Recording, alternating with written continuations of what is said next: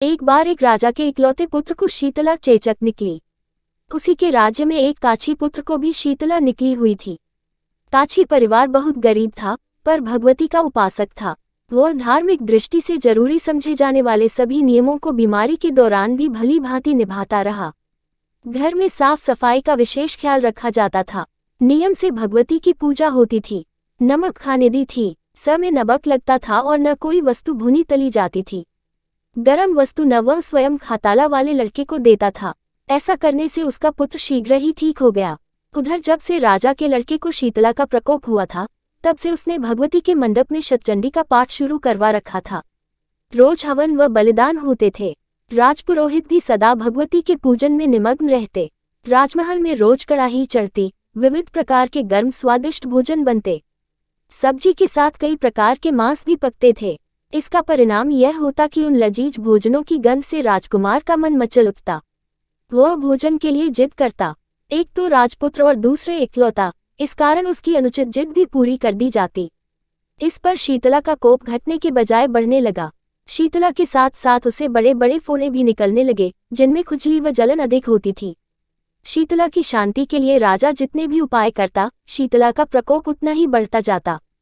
क्योंकि अज्ञानतावश राजा के यहाँ सभी कार्य उल्टे हो रहे थे, इससे राजा और अधिक परेशान हो उठा। उसकी समझ में नहीं आ रहा था कि इतना सब होने के बाद भी शीतला का प्रकोप शांत क्यों नहीं हो रहा है। एक दिन राजा के गुप्तचरों ने उन्हें बताया कि काछी पुत्र को भी शीतला निकली थी, पर वह बिल्कुल ठीक हो गया है।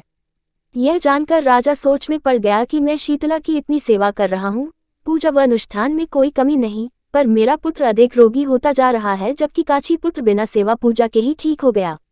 इसी सोच में उसे नींद आ गई। श्वेत वस्त्र धारिणी भगवती ने उसे स्वप्न में दर्शन देकर कहा, हे, मैं तुम्हारी सेवा अर्चना से प्रसन्न हूँ, इसीलिए आज भी तुम्हारा पुत्र जीवित है। इसके ठीक न होने का कारण यह है कि तुमने शीतला के समय पालन करने योग्य नियमों का उल्लंघन किया। तुम्हें ऐसी हालत में नमक का प्रयोग बंद करना चाहिए। नमक से रोगी के फोड़ों में खुजली होती है। घर की सब्जियों में छौंक नहीं लगाना चाहिए, क्योंकि इसकी गंध से रोगी का मन उन वस्तुओं को खाने के लिए ललचाता है। रोगी का किसी के पास आना जाना मना है, क्योंकि यह रोग औरों को भी होने का भय रहता है। अतः इन नियमों का पालन कर, तेरा पुत्र अवश्य ही ठीक हो जाएगा। विधि समझाकर देवी अंतर्ध्यान हो गईं। प्रातः से ही राजा ने देवी की आज्ञानुसार सभी कार्यों की व्यवस्था कर दी। इससे राजकुमार की सेहत पर अनुकूल प्रभाव पड़ा और वह शीघ्र ही ठीक हो गया। इसी दिन भगवान श्री कृष्ण और माता देवकी का विधिवत पूजन करके मध्यकाल में सात्विक पदार्थों का भोग लगाना चाहिए। ऐसा करने से पुण्य ही नहीं मिलता, बल्कि समस्त दुखों का भी निवारण होता है।